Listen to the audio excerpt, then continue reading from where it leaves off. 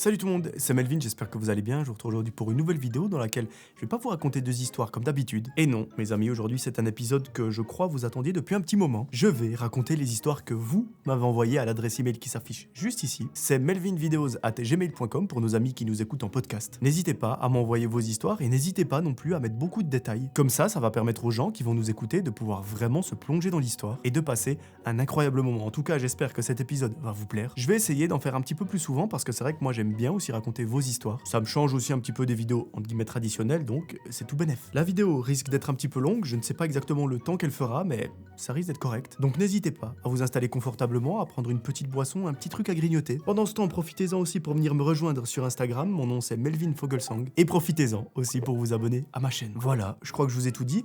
Installez-vous confortablement, éteignez la lumière de là où vous trouvez, et on est parti pour la première histoire. Cette première histoire, mes amis, elle nous est envoyée par Marois. Coucou Melvin, je t'écris pour te partager une expérience qui m'a profondément marqué et traumatisé. Avant tout, je tenais à te dire à quel point j'aime tes vidéos et que je t'admire énormément. Merci beaucoup Marois, ça me fait super plaisir. Malgré ta vie personnelle, tu prends toujours le temps de nous proposer du contenu et ça compte beaucoup pour moi. Merci beaucoup Marois, je t'avoue que publier des vidéos, c'est un petit peu le côté joyeux de mes journées, si je peux dire. Enfin, pas que sans les vidéos, mes journées sont nulles, mais c'est vraiment le moment qui me motive à fond dans ma journée. Et vraiment, chaque vidéo que je publie, c'est un pur plaisir, j'adore faire ça. Et je suis encore plus content si ça peut aussi faire plaisir à d'autres personnes. Cette histoire s'est déroulée lorsque j'avais 15 ans. J'étais placé en foyer depuis déjà 2 ans et j'en étais à mon 3e foyer. À cette période, je n'avais presque plus de contact avec ma famille, une mesure ayant été mise en place. Je pouvais seulement les voir une fois par mois, et ce, pendant 1 heure. Ma vie était complètement chamboulée et je traversais une période très difficile. Je ne savais plus vraiment qui j'étais, ni quelle valeur avait ma vie. D'ailleurs, j'ai fait une dépression qui m'a valu plusieurs hospitalisations ainsi qu'un traitement prescrit par un psychiatre. Avec le temps, certains de mes amis disaient avoir l'impression de parler à un zombie et me demandaient d'arrêter mes médicaments. Par naïveté, je les ai écoutés. Un soir comme les autres, j'attendais l'arrivée des veilleurs de nuit pour aller me coucher. Il faut savoir que les chambres étaient partagées par 2, mais ma colocataire était en week-end chez ses parents. Donc ce soir-là, j'étais toute seule. Les veilleurs tardaient à arriver et, étant très fatigué, j'ai décidé d'aller me coucher afin de pouvoir me lever à 7h pour le petit déjeuner. Car, je t'avoue, les horaires de la cantine étaient très stricts. La nuit s'est déroulée sans problème. Du moins, c'est ce que je pensais. Le lendemain matin, en arrivant au réfectoire, j'ai vu les veilleurs de nuit discuter avec mon éducatrice. Dès qu'ils m'ont aperçu, ils sont venus vers moi avec un air très inquiet. Sur le moment, je ne comprenais pas ce qui se passait, mais mon éducatrice m'a immédiatement expliqué ce qui s'était déroulé la veille au soir. Elle m'a raconté que, pendant que les éducateurs discutaient sur le parking avec les veilleurs de nuit, ils n'avaient tout simplement pas vu l'heure passer. Juste avant leur départ, une voiture est entrée dans l'enceinte du foyer et elle s'est garée sur le parking. Bon, comme il s'agit d'un lieu privé, ils ont directement trouvé ça suspect. 3 hommes se trouvaient dans la voiture, mais un seul en est descendu. Les éducateurs se sont approchés de lui pour lui demander ce qu'il voulait. L'homme, avec une expression froide, a répondu qu'il voulait me voir. Les éducateurs ont été surpris car l'homme semblait avoir la vingtaine et ils savaient pertinemment que je n'avais aucun lien avec quelqu'un correspondant à ce profil. Ils lui ont alors demandé de se présenter, mais il a refusé et il a même continué à insister pour me voir. Lorsqu'ils lui ont demandé quelle relation il avait avec moi, l'homme a d'abord affirmé être mon oncle et, voyant que les éducateurs ne le croyaient pas, il s'est ensuite contredit en disant être mon mari, puis mon frère. Il insistait lourdement, prétextant que c'était urgent et affirmant que j'avais soi-disant les clés de son appartement. Logiquement, les éducateurs ont tenté de le faire partir, mais l'homme est devenu de plus en plus agressif, au point que la situation a failli dégénérer. Afin de vérifier s'il me connaissait réellement, une éducatrice lui a alors demandé mon nom de famille et mon âge. L'homme n'a tout simplement pas su répondre. Après de longues minutes de tension, les 3 hommes ont finalement quitté les lieux. Lorsque mon éducatrice m'a raconté cette histoire, j'étais totalement abasourdi. Un profond sentiment d'insécurité et de peur s'est installé en moi et pendant 1 semaine, j'ai été constamment accompagné par un éducateur afin d'éviter tout incident. À ce jour, je ne sais toujours pas qui étaient ces hommes ni comment ils ont su où me trouver. Cette histoire me marque encore aujourd'hui et la peur qu'ils puissent un jour revenir ou me retrouver ne m'a jamais quitté. Merci beaucoup Marois pour ton histoire, je t'avoue particulier quand même comme situation. Est-ce que tout à coup c'est des personnes que tu connais ou que tu as déjà croisées et que vu qu'au moment où ils sont arrivés dans le parking, toi tu n'étais pas là pour t'en rendre compte, peut-être que c'était le cas, en tout cas c'est la seule explication que j'ai. Ou alors la deuxième hypothèse, c'est que c'est des personnes très mal intentionnées qui connaissent peut-être un parent, une sœur, une amie ou etc. et qui pour une raison X ou Y voulait s'en prendre à toi ou te parler. En tout cas, on est parfaitement d'accord pour dire que la situation, elle fait bien flipper et je suis très content de savoir qu'il ne t'est rien arrivé et qu'aujourd'hui, ça va plus ou moins. Merci beaucoup Marois pour la confiance que tu m'as apportée, j'espère que j'ai bien raconté ton histoire et moi je vous propose de passer à la deuxième qui m'a été envoyée par notre ami Jiren. Coucou Melvin, je t'envoie cette histoire parce que c'est une des expériences les plus dérangeantes que j'ai vécues, pas parce qu'elle est spectaculaire ou quoi, mais parce qu'elle m'a fait ressentir une perte de contrôle totale. Petite mise en contexte. Je suis quelqu'un qui a déjà vécu des paralysies du sommeil dans ma vie, donc ce n'est pas quelque chose d'inconnu pour moi, même si ça reste toujours désagréable. Pour celles et ceux qui ne savent pas ce que c'est la paralysie du sommeil, en gros c'est lorsque vous êtes en train de dormir dans votre lit, alors c'est très imagé, c'est peut-être un peu approximatif, mais c'est comme ça que moi je l'ai compris. En gros, vous êtes en train de dormir dans votre lit et tout à coup, vous vous réveillez. Mais vous vous réveillez pas parce que vous avez besoin d'aller pisser, non, c'est parce que vous avez la sensation que quelqu'un vous observe dans votre chambre. Donc, vous vous réveillez, les yeux grands ouverts, vous êtes complètement paralysé, c'est impossible de bouger, ni même parfois de parler, et dans le coin de votre chambre, vous distinguez une silhouette qui est en train de vous fixer. Bien évidemment, c'est votre cerveau qui joue des tours, mais vous êtes vraiment dans la réalité, et ça fait qu'en gros, vous avez la peur de votre vie. Heureusement, ça ne m'est jamais arrivé, je touche du bois pour que ça continue. J'espère que cette superbe table est en bois, parce que sinon, je suis dans la merde. Et si vous voulez une explication un petit peu plus scientifique et des détails sur ce phénomène, j'ai un très bon ami à moi, c'est même d'ailleurs mon frérot, qui a créé une vidéo sur ce sujet-là. Je vous mets le lien en description, n'hésitez pas à aller la regarder, mettez-lui un petit commentaire. Ça lui fera super plaisir, en plus de ça, il vient de se lancer, sa qualité est incroyable. Que ce soit au niveau du contenu, d'ailleurs, c'est super intéressant parce que c'est tourné sur un angle psychologique. Enfin, je sais pas si psychologique c'est vraiment le bon terme, mais c'est super intéressant. Et la qualité de son matériel, elle est incroyable. D'ailleurs, je vais prochainement chez lui installer tout ce qui est partie son. Comme ça, il aura à peu près la même qualité que j'ai ici, donc c'est plutôt cool. Bref, allez lui dire bonjour de ma part. Moi, j'arrête de vous raconter ma vie et je vous raconte directement la suite de l'histoire. Cette nuit-là, c'était très différent de tout ce que j'avais connu auparavant. Il n'y a pas de tueur en série, pas de course-poursuite, pas de phénomène paranormal inexpliqué. Pourtant, c'est probablement l'une des expériences les plus terrifiantes que j'ai vécues, juste à cause de la sensation de perdre le contrôle total de mon esprit. Il y a d'abord une phase 1, ce que j'appelle l'attente interminable. Ça dure de 3h30 à 5h. On est au mois de décembre, mois chargé au travail et je me lève à 9h le lendemain. Il est déjà 3h et des poussières, alors je décide d'aller me coucher pour ne pas trop regretter au réveil. Je me couche normalement, dans le noir complet, en pensant que je vais finir par m'endormir. Je ferme les yeux, je reste immobile, mais le sommeil n'arrive jamais. De temps en temps, j'ouvre les yeux pour regarder l'heure et à chaque fois, je vois qu'environ 30 minutes se sont passées. Je me dis que bon, ce n'est pas grave, que ce n'est pas la première fois que ça m'arrive et que ça va aller. Mais les heures s'enchaînent comme ça jusqu'à 5h du matin. Je suis complètement épuisé, mais je n'ai jamais vraiment dormi. Ensuite, il y a la phase 2, celle que j'appelle le cerveau en accéléré. Pendant toute cette période, il se passe quelque chose de très étrange. Mon cerveau n'arrête pas de réfléchir, mais pas normalement. J'ai l'impression que mes pensées vont 2 fois plus vite que d'habitude. Je pense à des choses complètement incohérentes, sans lien, comme si mon esprit partait dans tous les sens. Et ça m'a effrayé parce que je n'arrivais pas à faire taire la voix qui était dans ma tête. J'ai réellement eu l'impression de perdre le contrôle, presque de devenir folle, alors que je suis pourtant consciente et réveillée. Ensuite, la phase 3, c'est les premiers endormissements. Vers 5h et quelques, je commence enfin à m'endormir, mais seulement par très courts moments. Et à chaque fois que je m'endors, ça tourne mal. Je me réveille en paralysie du sommeil ou dans un cauchemar extrêmement violent. Vient ensuite la phase 4, les paralysies et les cauchemars. Les paralysies se répètent plusieurs fois. Je suis consciente, mais complètement incapable de bouger ou même de parler. À chaque épisode, je vois ou je ressens quelque chose de terrifiant. Et ce qui rend l'expérience encore pire, c'est que dans mes cauchemars, il y a toujours des proches à moi. Parmi les 6 paralysies que j'ai faites, il y en a 2 qui m'ont vraiment marqué. C'était les 2 seules où je me trouvais pas juste dans une pièce en étant incapable de bouger. Dans la première, je faisais une soirée avec mon groupe d'amis proches. Dans l'idée, je suis assise et je ne bouge pas. Seules les personnes présentes dans ce cauchemar pouvaient bouger. À un moment, j'entends quelqu'un dire quelque chose comme « Je crois qu'elle commence à devenir folle ». Je regarde au loin dans la pièce qui s'apparentait à un salon, toujours incapable de bouger plus que ça, et je vois une de mes amies sous une forme absolument terrifiante. Elle avait les yeux écarquillés, un gros sourire terrifiant, et elle a commencé à s'en prendre à moi. Elle a pris mon doigt et elle se l'est mise dans l'œil. Bref, je passe quelques détails, mais c'était horrible. Putain, de lui crever l'œil dans le rêve.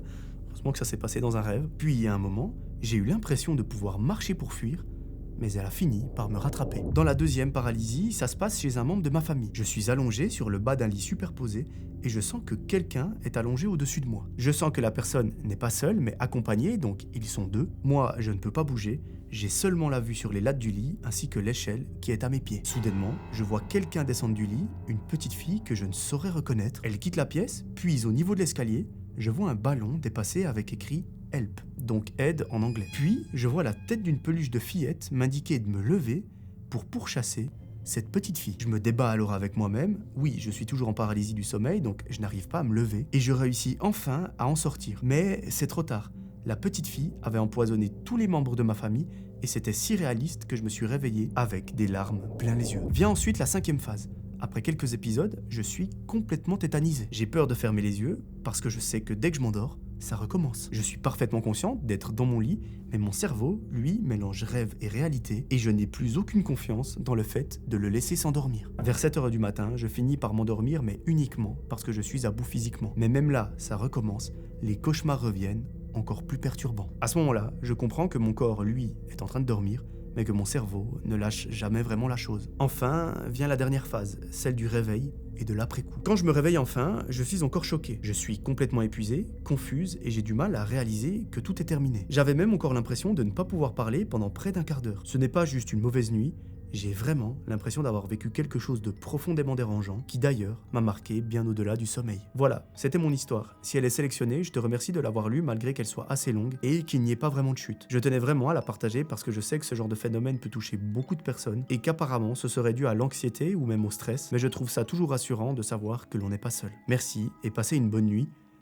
Ou pas. Merci beaucoup, Jian, pour ta confiance et de m'avoir raconté ton histoire. J'espère que je l'ai bien raconté. En tout cas, les paralysies du sommeil, c'est vraiment un truc que je trouve effrayant à souhait. Je suis content, ça me m'est jamais arrivé, j'espère que ça ne m'arrivera jamais de la vie. À nouveau, quand je dis ça, je touche du bois, je suis safe. Et personnellement, je connais des gens qui en souffrent régulièrement et apparemment, ça n'a pas l'air d'être facile à vivre. Et ça, je ne peux que l'imaginer. Donc, courage à toi, j'espère que c'est derrière, que tu n'en as plus eu depuis et que les paralysies du sommeil, c'est terminé pour de bon. À nouveau, je vous le rappelle, si vous voulez en savoir un petit peu plus sur les paralysies du sommeil, il y a une vidéo en description et ce sera expliqué un petit peu plus en détail et surtout un petit peu mieux que ce que je l'ai fait avant. Voilà, passons à la 3e histoire et c'est celle d'Amélia. Coucou Melvin, je te souhaite une bonne et heureuse année, pleine d'amour et de santé. Merci beaucoup Amélia, je te souhaite tout pareil, que 2026 soit ta meilleure année jusqu'à présent et que tout te réussisse. Je te suis depuis un moment et j'adore ta personnalité ainsi que ta narration. Je voudrais te raconter une de mes histoires, j'ai entendu que tu avais du mal à en trouver, donc je t'écris enfin. Tu peux garder mon prénom pour l'histoire, dans tous les cas, je modifierai la localisation ou n'en parlerai pas du tout. Du coup, ça commence l'année de mes 18 ans, j'en ai 27 actuellement. J'ai eu pour projet de devenir thanatopracteur, c'est en gros les soins du corps de défunt pour une bonne présentation à la famille. Donc en gros, ça consiste à préparer les morts. Un soir, aux alentours de 21h, pendant ma formation, j'étais avec mon maître de stage dans le crématorium de notre région. Putain, alors j'en ai vu des lieux de stage absolument abominables, mais celui-ci, je pense qu'on est quand même sur le top 1... Ouais, je pense qu'on est de loin top 1 de tous ceux que j'ai vus. Pour le contexte, mon maître de stage travaille en libéral pour plusieurs pompes funèbres, donc les horaires sont complètement libres tant que le travail est fait dans les temps pour permettre les cérémonies. Ce soir-là, donc, nous sommes seuls dans le crématorium, nous finissons notre travail et nous nous apprêtons à partir pour rentrer chez nous. Mais avant, il nous faut vérifier chaque porte pour nous assurer que chacune est correctement fermée afin de pouvoir activer l'alarme de sécurité lorsqu'on sortira du bâtiment. Après un rapide check, tout est ok et nous prenons nos affaires et nous nous dirigeons vers la porte du bureau afin de nous permettre de mettre l'alarme. Et tout commence ici. En insérant le code, un message apparaît et il est dit « Porte ouverte ». Bon, il n'y a pas plus de précision pour nous indiquer laquelle. Nous sommes fatigués, mais également de l'obligation de mettre cette alarme, donc nous décidons de nous séparer pour aller plus vite et refaisons un tour de toutes les salles. Cette histoire, rien que comme elle se goupille jusqu'à maintenant, je peux vous assurer ça va être glauque à souhait. Il faut savoir qu'après avoir été tant de fois que ça confronté à la mort, parfois violente, peu de choses arrivent à nous surprendre. Sauf ce soir apparemment. Eh ben, ça promet. J'arrive donc dans la grande salle de cérémonie civile et je vois la double porte au fond qui donne sur l'entrée principale et qui permet l'entrée des familles pendant la journée. Et cette porte, elle est grande ouverte. Il faut savoir que cette porte est gigantesque, elle est juste énorme et elle a des vérins qui permettent une fermeture silencieuse et automatique. Celle-ci est toujours fermée car s'il n'y a pas de bloc ou quelqu'un pour la retenir, elle se ferme automatiquement. Là, je me dis bon, c'est chelou.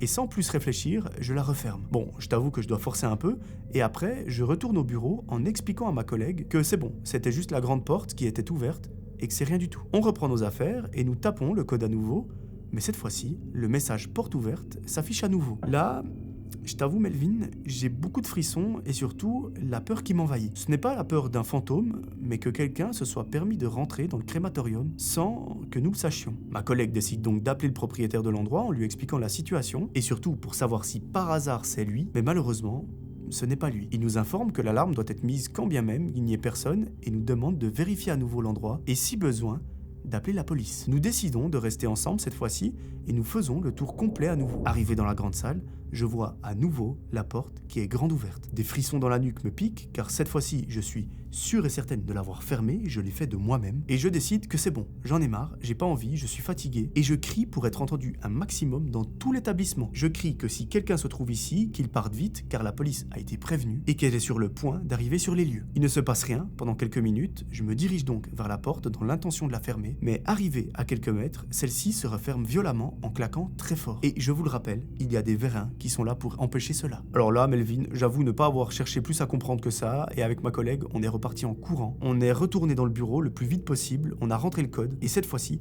le message a indiqué « Alarme enclenchée ». Gros soupir de soulagement, on ferme la porte et on se barre dans notre voiture. Nous avons décidé de n'en parler à personne et de garder ceci pour nous, parce que, t'imagines bien, que personne n'allait nous croire. Nous avons prévenu le propriétaire des lieux que c'est bon, tout était ok, et que le message qui était indiqué était de notre faute, parce que c'est nous qui avions oublié de fermer la porte. Nous sommes revenus plusieurs fois là-bas pour le travail, mais il ne s'est plus jamais rien passé de la sorte. Nous n'avons d'ailleurs plus jamais eu d'explication, et d'ailleurs, on n'a plus jamais travaillé aussi tard. Nous avons bien évidemment examiné la porte quand nous y sommes revenus après cette histoire, 2 jours cette fois-ci, et je vous confirme qu'avec les vérins, cette porte n'aurait jamais pu se fermer aussi violemment, et surtout sans l'intervention de quelqu'un. Sauf que, comme je l'ai dit, ce jour-là, ou plutôt cette nuit-là, personne n'était dans l'établissement. Ou du moins, sans que nous le sachions. Voilà, j'espère que mon histoire t'a plu et que tu la raconteras. J'en ai d'autres, mais j'étais plus jeune, ce sera pour une prochaine fois. Merci beaucoup Amélia pour ton histoire, je t'avoue que rien que l'environnement, il est extrêmement glauque, enfin moi je pourrais pas pratiquer ce genre de métier. Donc un énorme respect à des gens comme toi et à des personnes qui travaillent dans ce domaine-là. Moi ça m'est juste complètement impossible et je sais que jamais de ma vie je pourrais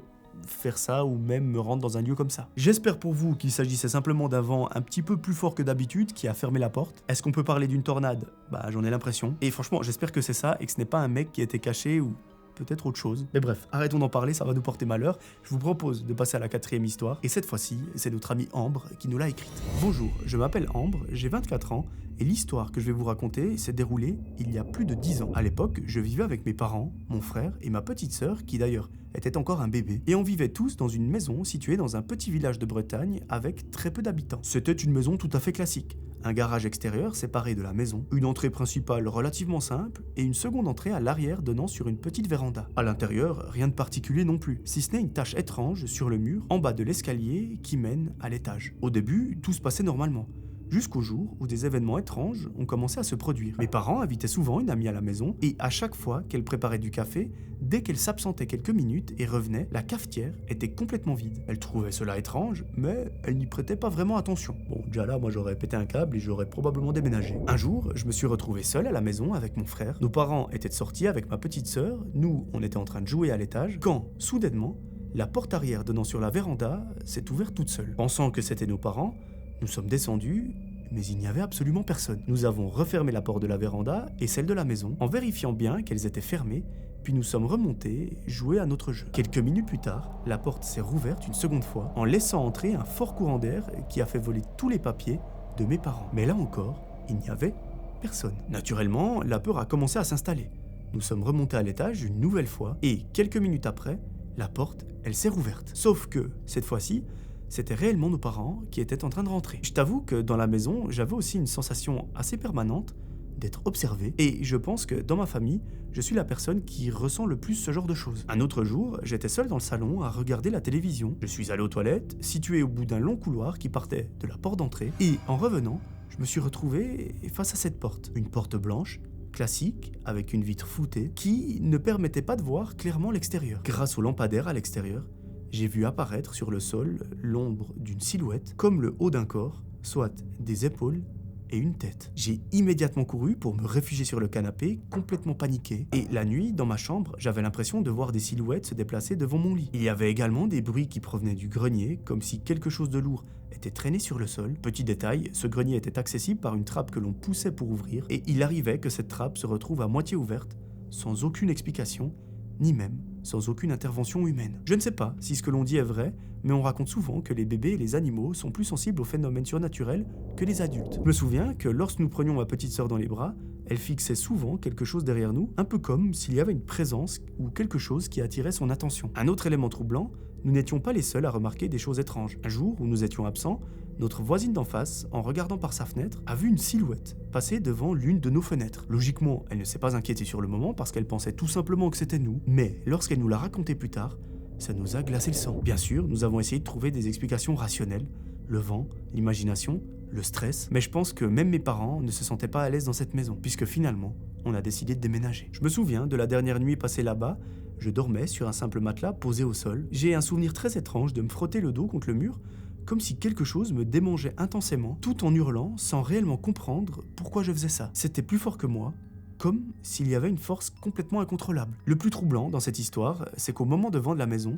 mes parents ont organisé une visite avec une dame. Elle a immédiatement ressenti des choses étranges, notamment dans la chambre de mes parents. Pourtant, c'est moi qui étais la plus réceptive, et les phénomènes se produisaient surtout dans ma propre chambre. Elle nous a alors raconté qu'autrefois, une petite fille nommée Anna vivait dans cette maison avec sa grand-mère et que cette petite fille serait décédée après une chute dans les escaliers. Je me demande encore aujourd'hui si cela a lien avec cette fameuse tache qui se trouve en bas de l'escalier. Malheureusement, on n'aura jamais la réponse. Voilà mon histoire, ces événements m'ont profondément marqué et aujourd'hui encore, je ne peux que croire à l'existence de phénomènes surnaturels. Je tenais aussi à te dire que j'aime énormément le format de tes vidéos et que j'attends chaque nouvelle publication avec impatience. J'espère peut-être avoir la chance d'entendre mon histoire dans l'une de tes prochaines vidéos. Je te souhaite une très belle continuation et au passage, une bonne année. Bien cordialement, Ambre. Merci beaucoup, Ambre, pour ton histoire et pour tes gentils mots à la fin. Très bonne année à toi aussi, j'espère que 2026, ce sera ta meilleure année, que tu auras la santé, le bonheur, la joie, l'amour, etc. Et que plus globalement, tout te réussira. Merci aussi de m'avoir raconté ton histoire. J'ai pas vraiment d'explication parce que là, on touche à du paranormal, en tout cas du surnaturel, ou du moins, c'est ce que je pense. Et le truc, c'est qu'il n'y a pas qu'un seul événement, c'est qu'il y en a plusieurs, donc il y a ce bruit dans le grenier, la silhouette que tu vois à travers la porte. Donc malheureusement, je n'ai pas vraiment d'explication rationnelle à te donner. Si vous en avez dans les commentaires, n'hésitez pas à les écrire. En tout cas, j'espère que dans ta nouvelle maison et plus globalement dans ta vie actuelle, tout va bien et que tout ça, c'est de l'histoire ancienne. Voilà, petit entracte, prenez une boisson, on se repose tranquillement et on est parti pour la 5e histoire. Petit détail, mes amis, je crois qu'il y en a... Attendez, je vais aller tout en bas de mon document. Déjà, il y a 13 histoires, donc on n'est même pas à la moitié. Et sachez que sur 32 pages, nous sommes à la page numéro 5. Non, pardon, 9. Ça veut dire qu'on n'est même pas au tiers du document. La vidéo, elle va être assez longue. Mais bon, j'espère que c'est vos plus grands plaisirs. En tout cas, je kiffe faire ça. Et je vous avoue, je kiffe encore plus raconter des histoires comme ça, juste en lisant le texte que vous m'avez envoyé. Parce que c'est vrai que raconter des threads d'horreur classiques, avant je le faisais sans prompteur, maintenant j'ai un prompteur, donc c'est-à-dire que j'ai un texte. Et je remarque que c'est pas aussi naturel, je prends pas autant de plaisir que raconter une histoire comme ça. Donc je vous promets que ce genre d'épisode, je vais essayer de les sortir beaucoup plus fréquemment. Par contre, mes amis, il va falloir que vous m'envoyiez beaucoup d'histoires, donc n'hésitez pas à écrire un mail à l'adresse qui s'affiche dans la description et à l'écran juste ici. Bonjour Melvin, je regarde tes vidéos depuis tes débuts avec ma sœur et on t'adore. Merci beaucoup et tu diras bonjour à ta sœur de ma part. Ou enfin peut-être que cette vidéo vous la regarderez ensemble. J'ai longuement hésité avant de te raconter mon histoire car je raconte très mal les anecdotes, mais je me lance. Alors s'il vous plaît, soyez indulgents. Ne t'inquiète pas, c'est déjà extrêmement gentil d'avoir pris le temps de m'écrire, parce que tu as sacrifié du temps pour ça, donc un grand merci. Je m'appelle Alix, j'ai 17 ans aujourd'hui, et l'histoire s'est déroulée il y a quelques mois maintenant. C'était l'été, cela faisait quelques semaines que je sortais avec mon petit ami, et c'est d'ailleurs à cause de cette relation que j'ai perdu une partie de mes proches, que je considérais vraiment comme étant ma famille. Petite parenthèse, je suis toujours avec mon copain, et ça a été la meilleure décision pour moi. À cause de tout ça, je n'allais pas très bien, donc je sortais souvent me promener afin de me changer les idées. Pour te donner un ordre d'idée, je vis dans un quartier plutôt paisible, il ne se passe pas grand chose. En face de ma rue, il y a des terrains de foot, un peu au fond d'une petite forêt. C'est en gros un amas d'arbres qui n'est jamais éclairé. En été, comme tout le monde le sait, il fait nuit très tard et j'aimais bien le côté paisible que cet endroit me faisait ressentir. S'il te plaît Alix, ne me dis pas dans l'histoire que t'allais te promener toute seule dans les bois en pleine nuit. S'il te plaît, on va le découvrir. Ma sœur ayant un chien, j'en profitais pour me balader avec lui. Ça sent pas bon, Alix, attention. Ça me rassurait, surtout en étant un petit peu parano avec toutes les histoires d'horreur qui se déroulent la nuit. Ce soir-là, il devait être environ 2h30. Je sortais d'une soirée entre copines qui se déroulait pas très loin de chez moi. J'avais pris le chien avec moi car ça lui permettait de sortir et personne ne pouvait le surveiller. C'était un chien très turbulent, un petit carlin qui avait à peine 1 an. Il était donc 2h30 du matin quand j'ai commencé à rentrer chez moi. Comme d'habitude, j'empruntais le même chemin. La maison de ma copine se situait de l'autre côté du terrain de foot. Je devais donc traverser tout le terrain, puis la forêt, dans le noir absolu. Ça va. Tu rentrais d'une soirée, c'est pas toi qui as pris la décision de te lever de ton lit et d'aller marcher dans la forêt. Tu es pardonné, c'est bon. Je suis resté sur mon téléphone pendant environ 5 minutes jusqu'à que mon chien commence à aboyer. Ayant l'habitude, je savais que cela voulait dire qu'il voulait courir. Comme il faisait nuit, bien évidemment, je ne l'ai pas détaché, mais il avait une fâcheuse tendance à se défaire de son harnais parce qu'il tirait de toutes ses forces. Prise de panique, en le voyant partir en courant, je lui ai couru après parce que je ne voulais pas perdre mon chien. Et c'est là que j'ai fait tomber mon téléphone.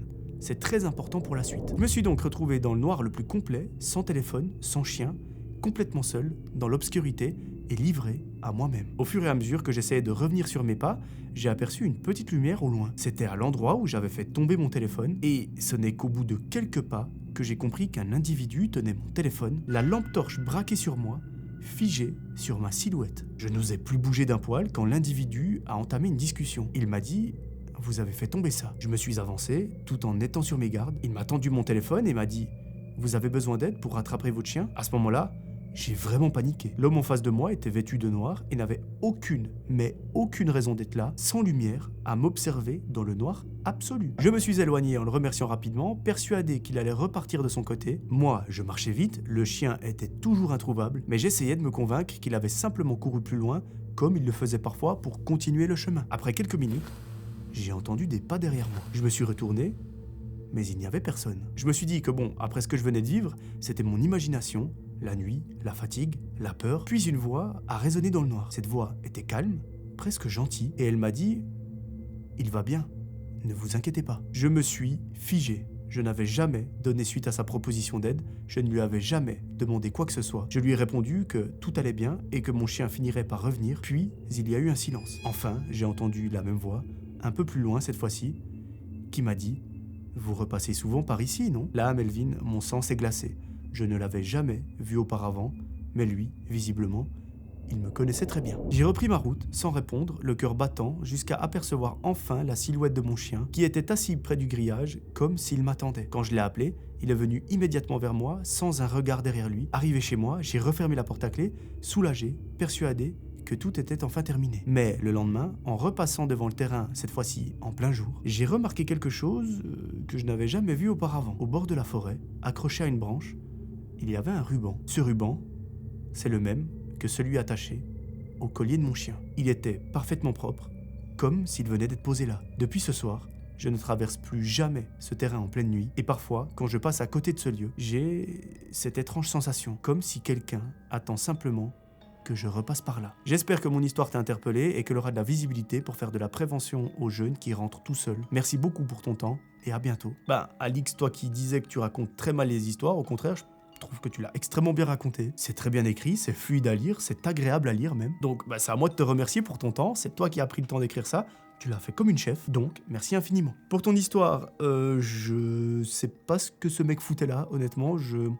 Après, tu m'as dit que c'était aux abords d'un terrain de foot, une sorte de forêt. Est-ce que c'est quelqu'un qui a un kiff d'aller courir la nuit sans lumière? Je ne sais pas. Parce que je me dis que si c'était une personne dangereuse ou qui voulait te faire du mal, il serait passé à l'action. Heureusement d'ailleurs, ce n'est pas le cas, parce que je me dis pourquoi est-ce qu'il aurait attendu le lendemain en sachant que probablement que tu ne reviendrais pas de sitôt. Franchement, je ne sais pas. Si vous avez une théorie, n'hésitez pas à la mettre en commentaire. Personnellement, la mienne, c'est que c'est quelqu'un qui faisait juste de la course, qui a été extrêmement maladroit, ou alors ma deuxième théorie, c'est que... après, je connais pas la réputation de cette forêt, mais peut-être que c'est un lieu dans lequel les gens vont pour faire des choses illicites, parce que c'est un endroit un petit peu caché, surtout en pleine nuit, et que tu as croisé son chemin. Donc je sais pas, ça peut être quelque chose comme ça. Et disons que je préfère me dire ça plutôt que de penser que c'était un fou furieux, un tueur en série, et que tu as échappé de justesse à quelque chose de bien pire. En tout cas Alix, je suis très content qu'aujourd'hui tu ailles bien, merci beaucoup pour ton histoire. Fais attention quand tu te promènes la nuit, même quand tu dois sortir le chien, essaye de passer par des endroits qui sont éclairés, essaye de le sortir peut-être avant la nuit. Après je dis ça, mais je sais très bien que parfois le chien a besoin de faire ses besoins à un moment qui est pas très agréable. Donc voilà. Tout ce que je te demande, c'est de faire attention à toi. Essaye de sortir avec une amie ou avec quelqu'un. Mais vraiment, fais attention à toi. Voilà, on passe à la 6e histoire. Avant ça, une petite goutte d'eau, parce que sinon, on va mourir. Là, mes amis, c'est le moment de la vidéo où je m'étale un petit peu plus dans mon pouf. Ah là, je suis bien. Salut Melvin, nous espérons que tu vas bien. Nous sommes Victor et Léa, ce sont des prénoms modifiés.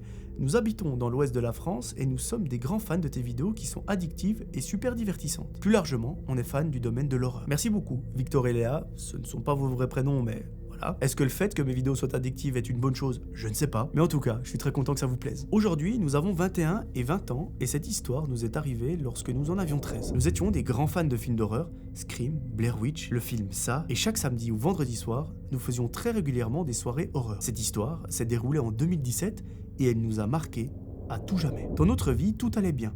Nous habitions à quelques mètres l'un de l'autre, dans la même rue et dans un petit village proche d'une très grande ville. Et dans ce village de 2000 habitants, tout se passait pour le mieux.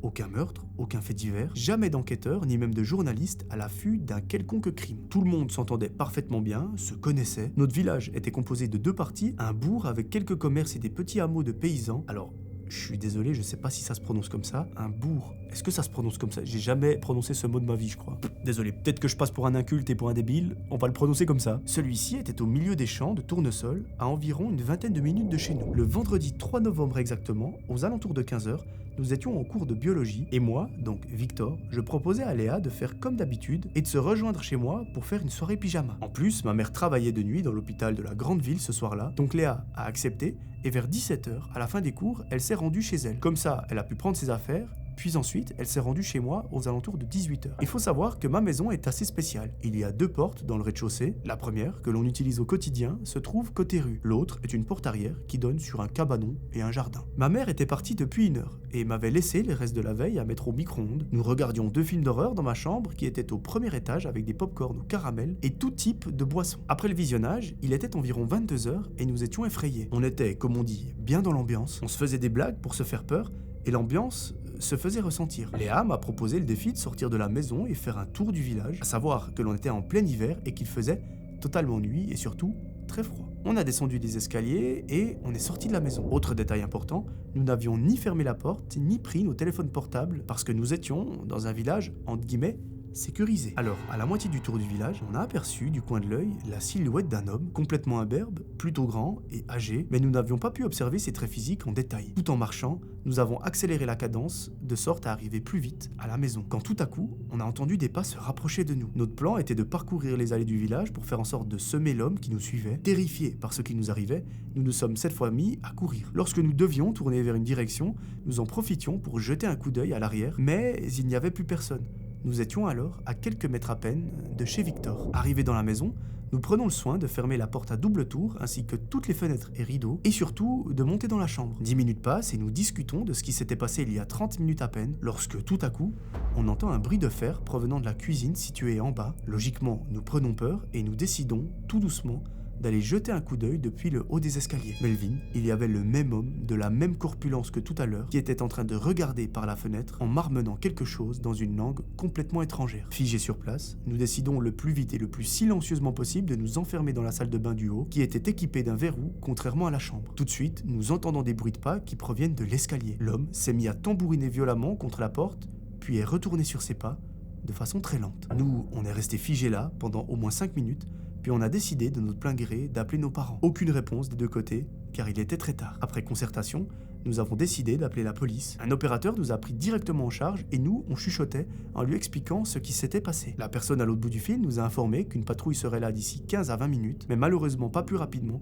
car nous étions bien isolés de la gendarmerie la plus proche. La femme, au bout du fil, nous propose de rester avec elle au téléphone, chose qu'on a acceptée très rapidement. Au bout d'un quart d'heure, nous entendons les policiers qui défoncent la porte et qui discutent entre eux. La personne, qui est toujours au téléphone avec nous demande quelques minutes plus tard de sortir de la salle de bain et nous étions enfin hors de danger. Rassurés, nous descendons les escaliers et nous tombons sur une petite bande d'agents, dont un de la brigade criminelle ou un truc dans le genre. Ils étaient armés jusqu'aux dents, simplement dans le cas où l'homme serait dangereux. Là, avec Léa, nous pleurons toutes les larmes de notre corps que nous avons retenues durant toute la soirée. Nous expliquons ce que nous avons vécu et les policiers nous informent qu'ils n'ont absolument rien trouvé de suspect, à part la porte de derrière côté jardin qui était grande ouverte. C'est à ce moment-là que nous avons compris que l'homme qui nous a suivis est rentré dans la maison par ce moyen. On ne saura malheureusement jamais ce qui s'est passé, ni ce que voulait cet homme, mais d'après les policiers, il s'agirait d'un type d'intrusion plus ou moins commun dans la région. Avec du recul, quelques années plus tard, nous avons fait des recherches sur internet afin d'en savoir plus, mais malheureusement, nous n'avons rien trouvé. Aujourd'hui, nous allons bien, malgré des séquelles et des interrogations que nous avons gardées pendant très longtemps. Merci beaucoup de ta lecture, en espérant que tu vas publier notre histoire dans tes super vidéos podcast pour prévenir tes abonnés.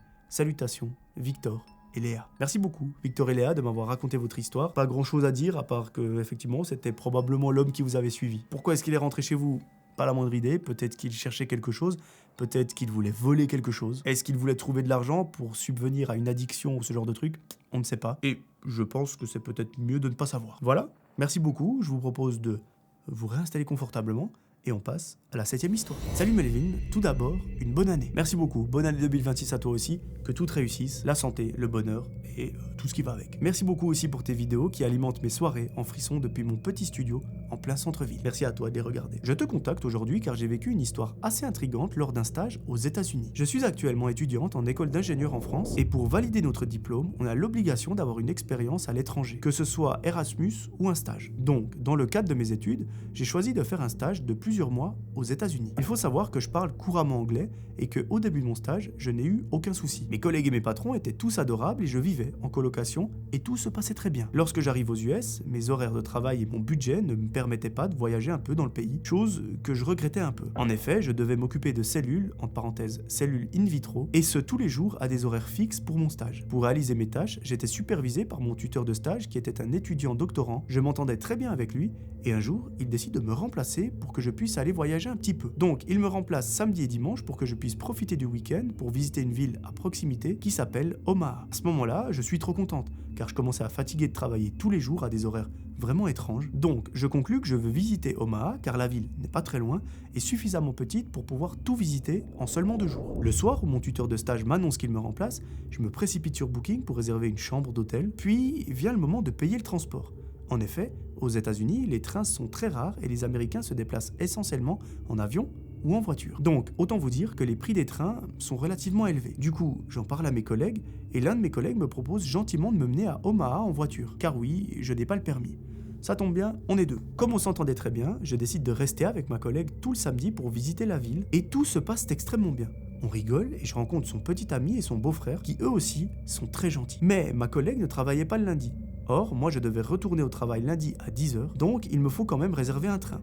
Je décide alors de réserver un train sur la seule compagnie existante qui s'appelle Amtrak. Là, je me rends compte avec ennui que je ne peux réserver que 2 trains, un à 3h du matin qui part de Omaha et qui arrive à 5h à la ville dans laquelle je travaillais, et le second est à 5h du matin et arrive trop tard pour que je puisse aller au travail. Donc, par obligation, je réserve le premier qui était à 3h du matin. Ensuite, dimanche, je décide de visiter le zoo de Omaha, qui est l'un des zoos les plus grands au monde. Même si on voit tous les animaux possibles et imaginables, je regrette d'y être allé car les animaux ne sont pas bien traités et je déconseille fortement aux gens de se rendre dans ce zoo et plus généralement dans tous les zoos du monde. Après ma visite, je déambule dans la ville, mais je commence à avoir mal aux pieds. En effet, il y a un détail important dont je ne t'ai pas parlé, mais je suis handicapé et je ne peux pas courir ou sauter à cause d'un accident. Donc, vers 17h, je décide de me rendre vers la gare, qui est un peu plus loin, dans une zone assez désertique. D'ailleurs, plus je me rapprochais de cette fameuse gare, plus les rues devenaient vides. Vers environ 17h30, j'arrive enfin dans cette gare. Il y a une rue qui longe une petite plaine que je dois longer avant d'arriver dans le bâtiment, comme sur les photos que je t'envoie en pièces jointes. Lorsque je longe le chemin, il fait encore bien jour, car il faut préciser qu'on est en plein mois d'août, dans le Nebraska, qui est un état semi-désertique.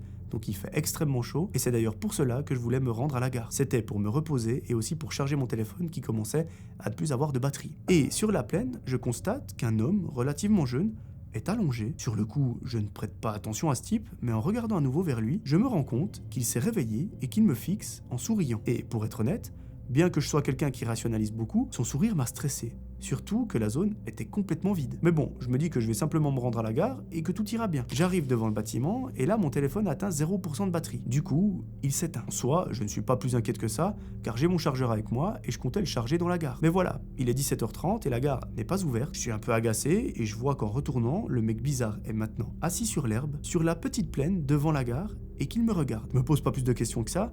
Et je me rassure en me disant que la gare ne devrait pas tarder à ouvrir. Je décide de contourner le bâtiment et de me cacher derrière lui, à l'ombre, histoire que je n'aie pas trop chaud. Là, je constate qu'au niveau des quais, il y a des bancs à l'ombre, il y a 2 caméras en vue plongeante directement sur ces bancs, alors je m'installe sur l'un d'entre eux. Je me rassure en disant qu'avec les caméras, tout ira bien, que tout est sous contrôle. Je sors un petit carnet à dessin et je commence à dessiner.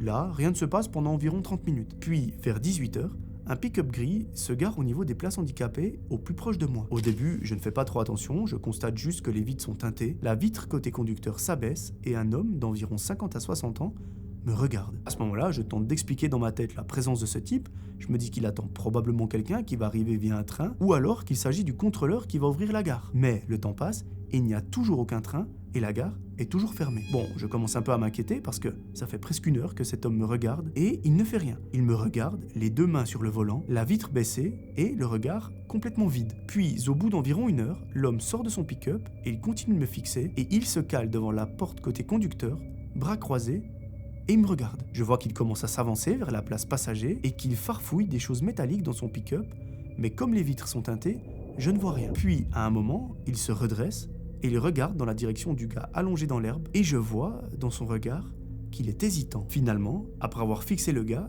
il repose l'objet métallique qu'il avait dans la main, il ferme la porte passager et se réinstalle dans la place conducteur. Il baisse à nouveau sa vitre teintée et il me fixe.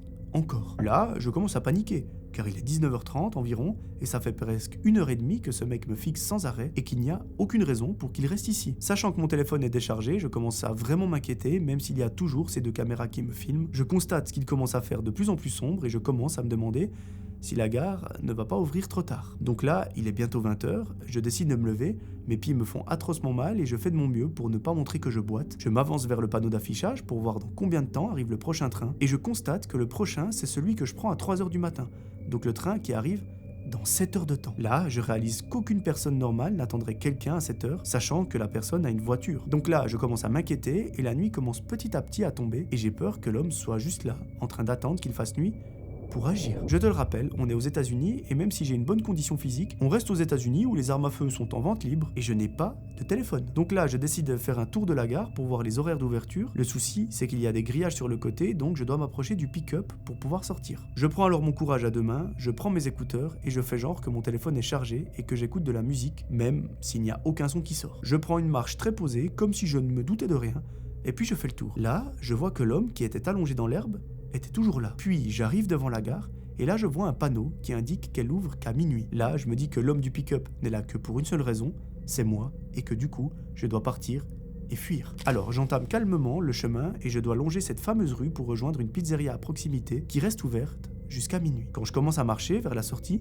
je me dis intérieurement que j'ai probablement paniqué pour rien et que ce type était potentiellement là pour d'autres raisons que moi. Je me dis que s'il reste garé dans le parking alors que je m'en vais, c'est qu'il était bel et bien là pour quelque chose d'autre et qu'il n'en avait rien à faire de moi. Mais quand j'arrive au niveau de la plaine, le pick-up démarre et roule au pas et me suit sur 200 mètres jusqu'à que j'arrive à la pizzeria. Là, je commande une pizza avec les quelques dollars qu'il me reste et je m'installe sur la terrasse et je me mets à pleurer de toutes mes larmes. Je tremble car je me rends compte que si l'homme dans l'herbe n'avait pas été là, probablement que l'homme dans le pick-up n'aurait pas attendu et je ne sais pas ce qu'il m'aurait fait. Ensuite, je rencontre deux filles américaines qui sortaient de soirée vers 1h du matin. Évidemment, j'avais encore peur de retourner à la gare, et à un moment, je leur demande si elles peuvent me prêter une batterie externe. Je leur demande également s'il y a des disparitions de jeunes femmes dans le quartier de la gare, et là, elles m'expliquent que ce quartier est très dangereux et qu'il y a bel et bien eu des agressions dans le passé. Là, elles constatent que je me décompose et je leur explique ce qui m'est arrivé quelques minutes et quelques heures avant, donc elles décident de m'accompagner jusqu'à la gare. Et finalement, je charge complètement mon téléphone, car souvenez-vous, j'avais mon chargeur et j'ai trouvé une prise, et heureusement que quelqu'un a bel et bien ouvert la gare à minuit, parce que sinon, je n'aurais jamais pu le faire. Là, je recroise le gars, allongé dans l'herbe, et je commence à lui parler, et il m'explique qu'il était simplement un petit peu fatigué, mais au final, c'était quelqu'un de tout à fait normal, et lui aussi prenait le train. Bref, je ne sais pas si j'hallucine ou si j'extrapole, mais j'ai vraiment eu la sensation que l'homme dans le pick-up me voulait quelque chose, ou pire, qu'il voulait m'agresser. Merci encore pour tes vidéos, sache que cette histoire est entièrement vraie. J'espère que tu prendras du plaisir à la lire et me dire ce que tu en penses. Pour le prénom, peux-tu en utiliser un autre? Merci d'avance si jamais tu publies cette histoire sur YouTube. Tu trouveras en pièce jointe toutes les photos du lieu disponibles sur Google Maps. Le titre des photos explicite le lieu. Cordialement. Merci beaucoup pour ton histoire, merci beaucoup de m'avoir fait confiance. Je suis très content que tu aies pu prendre ton train et que tu sois rentré chez toi. Comme vous le savez, je pense que vous l'avez vu sur la chaîne, les États-Unis, c'est un pays à part, parce que comme tu le dis, il y a des armes qui circulent absolument partout. C'est littéralement un pays où vous pouvez vous faire descendre pour avoir mis de la neige dans le jardin de votre voisin. Moi, je sais que c'est quelque chose qui m'attire pas vraiment. Au début, quand j'étais petit, ça m'attirait, c'était un peu le rêve américain, mais là, quand je vois ce que ça devient, ça m'attire pas plus que ça. Après, aller pendant 1 ou 2 semaines en vacances, il n'y a aucun souci, mais aller vivre là-bas ou sur une période prolongée, je suis pas certain. Enfin bref, merci beaucoup pour ton histoire, j'espère que je l'ai bien racontée, et je vous propose de passer à la prochaine. La 8e histoire, elle nous est envoyée par Louise. Salut Melvin, je ne sais pas si c'est avec cette adresse email que j'ai trouvée sur ton Insta, mais je me permets de t'envoyer une histoire, si jamais tu veux la raconter un jour, si elle t'intéresse. C'est bien cette adresse, tu as trouvé la bonne. Je vous le rappelle, c'est melvinvideos@gmail.com si jamais vous voulez me raconter votre histoire. C'est moi qui ai vécu l'histoire, mais s'il te plaît, utilise le prénom Louise, comme ça je comprendrai que c'est moi. Du coup, la voici. Merci d'avance pour ta lecture. Ça se passe en septembre 2020, juste après le confinement. Je rentre chez moi pour reprendre ma 2e année de BTS. J'ai mon propre appartement, un studio dans une grande maison, découpé en une dizaine de petits logements. On a une entrée avec un code qui donne sur un hall complètement fermé, mais comme la porte est en grillage, c'est considéré comme un extérieur. Les voisins fument là, parlent ici, et surtout, tout résonne. À l'époque, l'ambiance est cool. J'ai même une voisine collée à mon appartement, presque comme une colocataire. On reçoit souvent nos amis, on vit, on rit, bref, c'est la belle vie. Mais parmi les voisins, il y en a aussi des plus fragiles, notamment 2 hommes, alcooliques, mais cordiaux. Avant le confinement, ils étaient même plutôt gentils. Puis je reviens après ces mois d'isolement, et quelque chose a changé. Les 2 voisins commencent à se disputer violemment, surtout l'un des 2. Je sais qu'il était déjà en dépression avant, mais là, son état a clairement empiré, et il boit beaucoup. Il mélange d'ailleurs avec d'autres substances et les disputes ne sont plus ponctuelles. Au début, c'est à 1h du matin, puis 21h, puis minuit, puis 3h, et comme ça se passe dans le hall, on a l'impression qu'ils sont littéralement dans notre chambre. Les veilles d'examen, c'est invivable. Alors certains voisins appellent carrément la police. Elle vient, souvent d'ailleurs, mais comme c'est la trêve hivernale, on ne peut rien faire. Puis là, ça devient encore plus étrange. Le voisin commence à sortir ses meubles, son frigo, sa machine à laver, il les pose dans le hall, et il y reste des heures. Il parle seul, il crie, et ce, tous les soirs. Et un week-end, alors que je suis seul, dans mon lit, en train de regarder une série, on toque à ma fenêtre. Je suis au rez-de-chaussée, et personne n'a jamais fait ça auparavant. Même pas mes amis d'ailleurs. J'ouvre la fenêtre, un peu sous le choc, et il me demande très calmement « T'aurais pas du sucre ?» Je lui explique que non, que je ne bois pas de café, que je ne fais pas de gâteau, et là il s'énerve. Il me dit « J'ai demandé à tout le monde, mais personne n'a de sucre. » Puis, juste avant de partir, il lâche « De toute façon, je vais faire brûler le bâtiment. Tout le monde est contre moi. » Là, je comprends vite qu'il est complètement rond, il est complètement bourré. Je suis figé, je ne réponds rien, et quelques semaines se passent. La police vient 3 à 4 fois par semaine, ils plaisantent même en disant qu'ils vont bientôt installer un stand, parce que ils viennent littéralement chaque jour. Et puis un jour, il sort un canapé, il le met dehors, et il y met feu. On se dit que c'est bizarre, mais que c'est juste ses affaires. 2 ou 3 jours plus tard, je suis dans le hall avec d'autres voisins, et là, un énorme bruit, comme une explosion, on se regarde, on ne comprend pas d'où ça vient, puis sur la petite vitre de la porte de son appartement, le verre explose en 1000 morceaux. Une épaisse fumée noire en sort, puis des flammes, et on comprend immédiatement. On fait sortir tout le monde du bâtiment, on appelle les pompiers, un voisin tente d'ouvrir la porte de chez lui parce qu'on sait très bien qu'il a un chien, et soudainement, le chien surgit, vivant, lui, par contre, reste introuvable. 3 camions de pompiers arrivent, 4 voitures de police, le quartier complet est bouclé, et une enquête révélera que le gaz était ouvert, le feu avait été déclenché sous le compteur électrique, et l'explosion était parfaitement volontaire. Il avait tout prévu. Il avait sorti son chien, et quand la police l'a retrouvé, il a avoué qu'il était caché derrière un arbre en train de regarder l'immeuble qui était en train de brûler. Il a été interné, son appartement était complètement détruit. Moi, j'ai fini mon diplôme et je ne suis jamais revenu vivre là-bas. Ce n'est pas une histoire paranormale, mais c'est plutôt quelque chose de réel, parce que quand on néglige la santé mentale, quand l'isolement s'ajoute à la détresse, ça ne fait pas peur comme dans les films. Voilà, merci de m'avoir lu, au plaisir de voir tes vidéos, bien à toi, Louise. Merci beaucoup, Louise, pour ton histoire. Je suis content que l'explosion n'ait pas fait plus de dégâts que ça à l'immeuble et à toutes les personnes qui étaient autour. Et surtout au pauvre petit chien, parce que d'après ce que j'ai compris, l'homme était sorti, tandis que le chien était encore dans l'appartement. Donc comment est-ce qu'il a pu survivre à une explosion comme ça ? Je ne sais pas, c'est un véritable miracle. Parce que je crois que vous le savez, mais les animaux, c'est probablement la chose que je préfère sur Terre. Et quand on s'en prend, mes amis, un animal, je pourrais faire beaucoup de mal. Mais bon, c'est un autre sujet. En tout cas, je suis content que cette personne ne t'ait pas fait de mal et que toi, tu n'aies pas été blessé dans l'explosion. J'espère par contre que lui, il a été quand même interné, qu'il a été pris en charge par un service spécialisé. Parce que là, on arrivait au point où on allume le gaz en dessous d'un compteur électrique, j'imagine que c'est quand même une urgence. En tout cas, merci beaucoup Louise, et je vous propose de passer à la 9e histoire. Hello Melvin, je te suis depuis peu sur ta chaîne. J'essaye de rattraper mon retard en regardant plusieurs de tes vidéos par jour. J'ai vu cette adresse mail où on pouvait te raconter notre histoire. La mienne est étrange, mais j'espère que tu pourras la raconter, car j'espère trouver du réconfort en voyant des gens avoir vécu la même chose que moi. Voici mon histoire. À l'heure actuelle, je vais avoir 25 ans. L'histoire s'est passée il y a quelques années, quand je vivais encore chez mes parents. Mes parents se sont séparés quand j'avais à peine 1 an. Je vivais exclusivement chez ma maman et j'allais un week-end sur 2 chez mon papa, quand il ne m'oubliait pas. Malgré tout ça, j'étais quand même très proche de mon père. Quand j'allais chez lui, je m'amusais bien, il prenait vraiment le temps d'être avec moi, même s'il avait des choses très importantes à faire. À mes 8 ans, malheureusement, mon père a mis fin à ses jours. Je le vis extrêmement mal, je ne comprenais pas pourquoi il avait fait ça. Il faut savoir que j'ai toujours été une enfant qui comprend vite les choses d'adulte, donc je comprenais la situation, mais je n'arrivais pas à comprendre son geste. Les mois passent et mes notes à l'école s'écroulent drastiquement. Je suis très triste, je ne joue plus trop avec les copains dans la cour de récré. En bref, je m'isole de tout et de tout le monde. Peu de temps après, j'apprends que ma mère est enceinte. Je ne l'ai pas précisé avant, mais ma mère s'est remise avec quelqu'un quand j'avais à peu près 4 ans, donc autant dire qu'il faisait partie de la famille et qu'il a été présent quand mon père est décédé. À l'annonce de cette nouvelle, c'était trop pour moi. Je m'isole de plus en plus et je me renferme sur moi-même. Je suis le genre de personne à parler beaucoup, à exprimer beaucoup ce que je ressens. En parenthèse, je suis hypersensible. Le temps passe et mon frère arrive au monde. et au lieu de le détester ou de l'envier, je l'aime de tout mon cœur. C'est comme s'il était le renouveau dans ma vie. Par la suite, on a dû déménager, donc j'ai perdu absolument tous mes repères. D'ailleurs, j'ai dû suivre une thérapie parce que je me sentais extrêmement seul et que je tombais peu à peu dans une dépression. Et pour rappel, je n'avais que 9 ans. À la suite de tout ça, les années passent. L'adolescence, enfin, rien de fou finalement. Jusqu'au jour où... Il faut savoir que je suis né le 8 janvier 2001, que mon père est décédé le 8 avril et que donc j'avais 8 ans.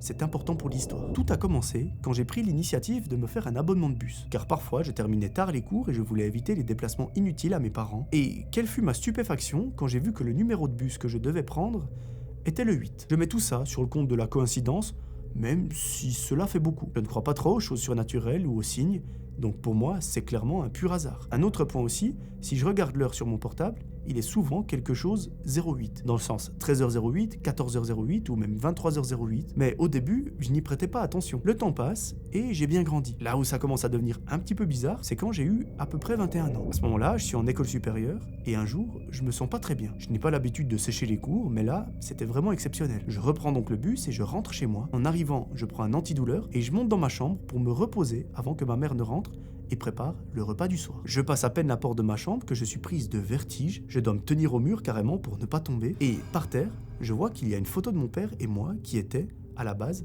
clouée à un cadre en liège au-dessus de mon bureau. Me dit que c'est un coup de vent, que ce n'est pas grave, je la remets donc à sa place initiale et j'enfonce bien le clou pour éviter qu'elle ne retombe. Il faut savoir que ce cadre était là depuis 6 ans et que ça n'avait jamais bougé. Le soir, je décide quand même d'en toucher un mot à ma mère. Elle me dit qu'il n'y avait pas de fenêtre ouverte car ce matin, il faisait froid quand elle est partie au travail, donc elle a tout laissé fermer. Bref, le lendemain, je retourne à l'école et pareil, de nouveaux maux de crâne, je me sens extrêmement mal, mais je décide quand même de rester en cours. Pour rentrer cette fois, je demande à ma maman de venir me chercher car je n'ai pas la force de faire 45 minutes de bus et dans la voiture, je lui explique que j'ai des gros maux de tête depuis la veille et que je ne comprends pas. Elle m'a simplement suggéré de reprendre un médicament et surtout de me reposer. En arrivant à la maison, rebelote. La photo de mon père et moi est par terre. Le clou était comme posé sur mon bureau. Je prends la photo, je descends les escaliers comme une folle et je commence à hurler sur ma famille en disant que c'était une blague de très mauvais goût et que ça ne me faisait même pas rire. Je suis remonté dans ma chambre, je me suis enfermé et je ne suis plus redescendu de la soirée. J'étais tellement en furie que je ne voulais plus rien entendre de personne. Le lendemain matin, je me réveille et je pars sans dire un mot à ma famille. Dans le bus, j'ai carrément les larmes aux yeux. Je le sens que je suis au bord du craquage. Au fond de moi, je sens un énorme vide, je me sens très seul et surtout incomprise. Ma mère, durant la journée, m'envoie un message. Elle me dit que ce soir, elle viendra me chercher et qu'on ira manger à la friterie tous ensemble. Je ne prends même pas la peine de répondre car j'étais encore très en colère. À l'école, j'en parle avec ma meilleure amie qui me calme en me disant que ce n'était pas eux, qu'ils n'auraient pas pu me faire une blague comme ça. Ce qui, dans ma tête, a eu le don de m'énerver, car au final, c'était bien pire. Les cours se terminent, ma mère m'attend comme convenu devant l'école.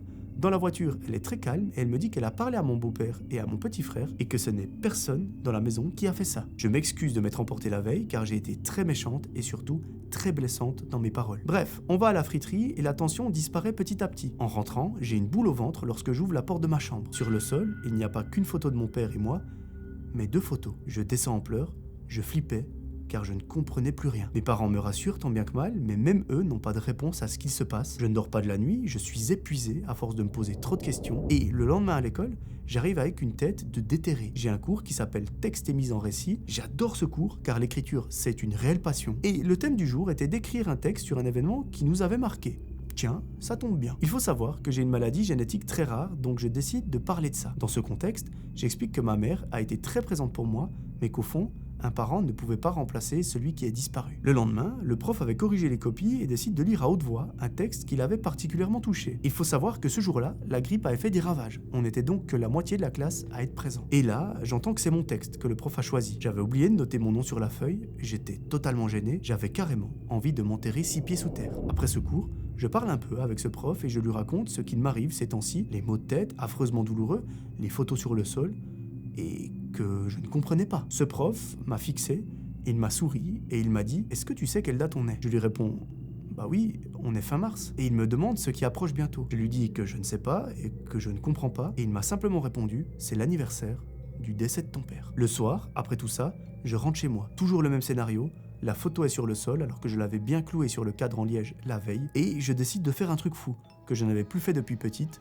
C'était de parler à mon père. J'ai attendu que tout le monde aille dormir, j'ai parlé à mon père par la fenêtre. C'était une nuit étoilée, j'ai parlé seul pendant près d'1 heure et j'ai carrément réalisé que j'avais enfoui la date du décès de mon père pendant cette année. Le lendemain, j'allais voir un film au cinéma avec une amie, j'étais dans la salle numéro 8, au siège numéro 8, et j'ai bêtement souri. Ma journée s'est très bien passée, je n'ai pas eu mal au crâne du tout, et en rentrant chez moi, il n'y avait aucune photo au sol qui m'attendait. Quelques jours après, j'ai demandé à ma mère d'aller au cimetière pour voir mon papa, et comme on avait déménagé, on en avait pour une bonne heure de route. On s'y est rendu, j'ai acheté un bouquet qui m'a coûté 8 € tout rond, et je lui ai reparlé. Après cet événement, j'ai réalisé que ça faisait quelques mois que je n'avais pas pensé à mon père. Comme je l'ai dit, j'écris beaucoup et je fais comme si je lui écrivais des lettres. Cependant, je ne lui avais plus écrit et cet événement s'est produit. Après toute cette agitation, j'ai pris une décision, lui écrire au moins 1 fois par semaine. Même si c'est pour lui raconter des choses simples de ma vie, je lui ai aussi dédié une année complète de projets à l'école, car je fais des études d'art. Au plaisir d'écouter mon histoire sur YouTube, merci de m'avoir lu.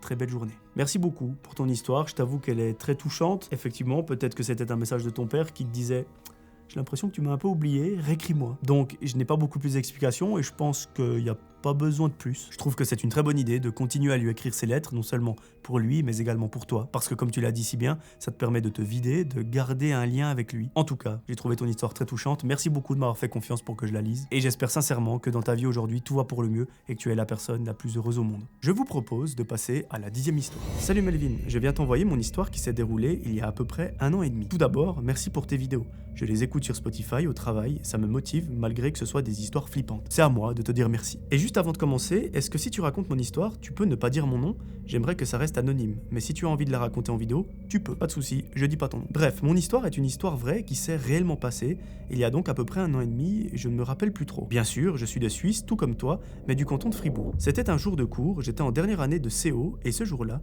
ma mère et son copain avaient décidé de prendre un long week-end à 2. Je me suis donc retrouvé tout seul pendant le week-end, et moi j'étais super content d'avoir la maison pour moi tout seul. Je me voyais déjà inviter ma copine à venir tout le week-end chez moi et se poser tranquillement, ou encore jouer tout le week-end à la PlayStation. Bref, la journée se passe super bien, les cours sont un petit peu longs, mais il y a une bonne ambiance dans la classe, tout le monde s'entend bien, et ce, même avec les profs. En rentrant, je prends le bus qui dure vraiment 5 minutes, je rentre chez moi, et je me mets à jouer à un jeu vidéo avec mes potes. Ce jour-là, qui était donc un jeudi, je me retrouvais seul car ma copine ne pouvait venir que le vendredi soir seulement. La soirée se passe bien, je joue à plein de jeux différents, et au bout d'un moment, je fais une pause pour me faire à manger. Je me fais un truc simple, des pâtes avec de la sauce tomate et du fromage. Je monte, je prépare tout, et en attendant que les pâtes cuisent, une envie pressante arrive. Donc je vais à la salle de bain, je me pose sur TikTok, et à un moment, j'entends un bruit venant de l'étage de ma maison. Là, vous avez certainement entendu un bruit, c'est le fou du bus qui vient de taper un sprint dans tout l'appartement. À ce moment-là, je panique pas parce que j'ai 4 chats à la maison et je sais qu'ils sont tous dedans. Donc, naturellement, je me dis que c'était un des 4 qui jouait et qui a fait tomber un truc. Je retourne à la cuisine finaliser mon plat, je mange et ensuite, je retourne jouer à la PlayStation. J'ai oublié de préciser, mais ma console de jeu est au sous-sol dans une salle dédiée. À ce moment-là, il était environ 21h et j'ai joué jusqu'à 23h, voire minuit. Je décide d'arrêter de jouer car je suis fatigué et que j'en ai un petit peu marre aussi. J'éteins tout, je monte, je vais fermer à clé la porte d'entrée, puis je vais me préparer pour me doucher. Dans ma maison, il y a une douche en haut et une douche au rez-de-chaussée, et moi j'ai l'habitude d'aller à celle d'en bas. Je rentre dans la salle de bain, j'allume l'eau, et soudain, j'entends comme des pas dans l'escalier. Mes escaliers sont en bois, donc on entend très bien quand quelqu'un monte ou quelqu'un descend. Donc j'éteins l'eau pour écouter ce qui se passe, mais il n'y a plus rien. À ce moment-là, je me dis que c'est l'eau en tombant dans les canalisations qui a fait ce bruit. Et vu que je me retrouve seul à la maison, mon cerveau, j'ai l'impression qu'il me joue des tours. Du coup, je reprends ma douche, et cette fois-ci, le bruit recommence. Mais c'est comme si le bruit des marches était beaucoup plus proche. Donc, ça voudrait dire que la personne est en bas. Me dire encore une fois que c'est soit les canalisations, soit mes débiles de chats qui jouent. Je finis ma douche, mais j'ai comme une boule au ventre, une sensation bizarre parce que tous les soirs, mes parents sortent les chats pour pas qu'ils fassent leurs besoins dans la maison, afin qu'ils évitent de tout le temps nettoyer,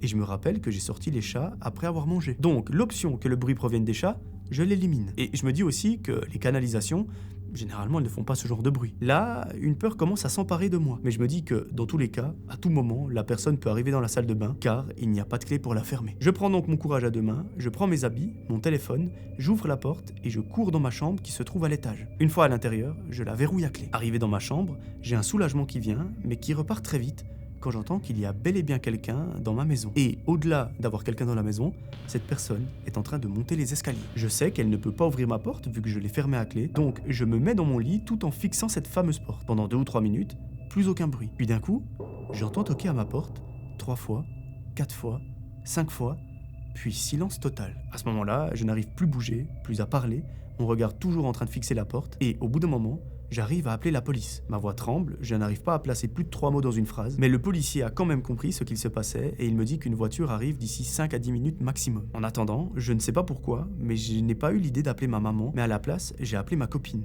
qui est restée en appel avec moi pour me rassurer jusqu'à l'arrivée de la police. Quand la police est arrivée, j'ai entendu ma porte d'entrée s'ouvrir brusquement et un policier crier sur quelqu'un. Et 2 minutes plus tard, un policier arrive dans ma chambre et me dit qu'ils ont attrapé l'individu et qu'ils voudraient me poser quelques questions. En même temps, je leur ai demandé ce que la personne voulait et le policier m'a répondu qu'il n'y a pas très longtemps, il y a eu un cambriolage dans mon quartier et que probablement il s'agirait de la même personne car il était cagoulé, mais heureusement pas armé. Par la suite, j'ai appris que le cambrioleur était bel et bien le même qui a cambriolé l'autre maison et que, en fait, en rentrant des cours, il était caché dans un buisson, puis il s'est introduit chez moi. Quand il est venu toquer à ma porte, il a affirmé qu'il ne voulait pas me faire de mal, mais juste me faire peur. Au final, tout finit bien, je n'ai pas pu rester chez moi car ça m'a quand même traumatisé, donc j'ai fini par aller chez ma copine. Ses parents, très compréhensibles, m'ont laissé venir jusqu'à la fin du week-end. Voilà ce qu'il m'est arrivé, je n'ai jamais vraiment raconté à quelqu'un, à part mes proches, mais ça me ferait plaisir que tu puisses la raconter sur ta chaîne. Je te remercie pour tes vidéos et podcasts, et je te souhaite une très belle continuation pour la suite, et même si ça fait un petit moment, félicitations pour tes examens.